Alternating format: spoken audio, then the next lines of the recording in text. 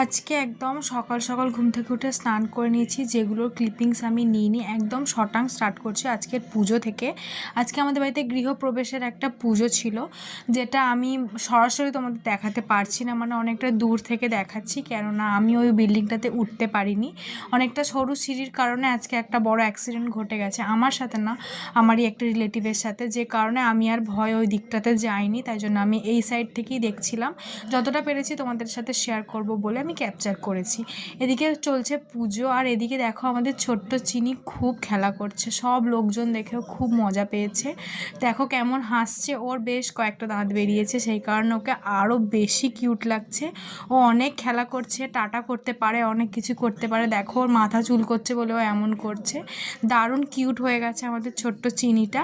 তো দেখো এদিকে চিনি চুপচাপ খেলা করছে, ওদিকে পুজো চলছে। সকাল থেকে কিন্তু আমার কিছুই খাওয়া হয়নি, তো ওই কারণে আমি আগে নিচে এসে একদম লুচি আর ঘুগনি খেয়ে নিলাম। এটা কিন্তু আমাদের জলখাবারের জন্য করা হয়েছে, আর লাঞ্চের জন্য করা হয়েছিল নিরামিষ ভাত, যেটা আমি খাইনি, কেন এতটাই খিদে পেয়েছিল যে আমি লুচি খেয়ে নিয়েছি অনেকগুলো, যে কারণে আমি আর ভাত খেতে পারিনি। তারপরে দেখো আজকে একই দিনের মধ্যে অনেক কাজ।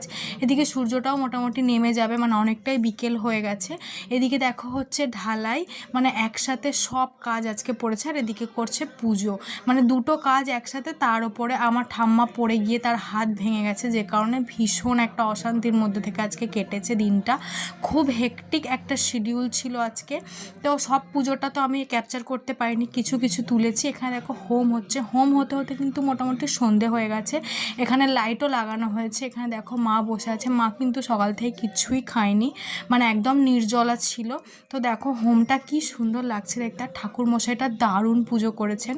উনি আমার বিয়ে দিয়েছিলেন, ওনার পার্সোনাল ছবি আমার আর তোলা হয়নি, মানে ওনাকে নিয়ে ক্যাপচার করে ভিডিওটা আমার আর তোলা হয়নি। তো দেখো এখানে পুজো হচ্ছে, আমি এখানে বসে বসে দেখছি, খুব ভালো লাগছিল দেখতে। আর আমার ছোট্ট বোনু একটা, মানে আমার মামার মেয়ে, সে কিন্তু বসে বসে শঙ্খ বাজাচ্ছিল। এটা দেখে আমি অবাক হয়ে গেলাম যে ওইটুকু বাচ্চা মেয়ে কী করে শঙ্খ বাজাচ্ছে।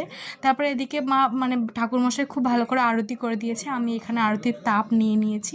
তারপরে আমার বোন এখানে দেখো শঙ্খ বাজাচ্ছে। এদিকে পুজো হয়ে গেছে, আমি কিন্তু একদম সন্ধ্যেবেলা প্রসাদ খেয়ে নিচ্ছি। এখানে ফল প্রসাদ, সিন্নি প্রসাদ এবং চিড়ে প্রসাদ আছে। এই হলো মানে আজকের পুজোর মেন ঠাকুর, লক্ষ্মী নারায়ণ গণেশ। এগুলো মা কিছুদিন আগেই পিতলের দোকান থেকে গিয়ে কিনে এনেছে। আর এখানে সমস্ত ফল, মানে সবজি যা যা থাকে সেগুলোকে এক সাইড করে রাখা হয়েছে, রেখে সবাইকে আর কি প্রসাদ ভাগ করা হচ্ছে। এদিকে দেখো মা মোটামুটি সব গুছিয়ে নিয়েছে, আর প্রচণ্ড সবাই টায়ার্ড ছিল, তাই জন্য সবাই শুয়ে পড়েছে। আমি রাতে ডিনার করে নিয়েছি, তারপরে বাদামগুলো ভিজিয়ে দিনটা শেষ করলাম। ভিডিওটা কেমন লাগলো অবশ্যই জানিও। বাই।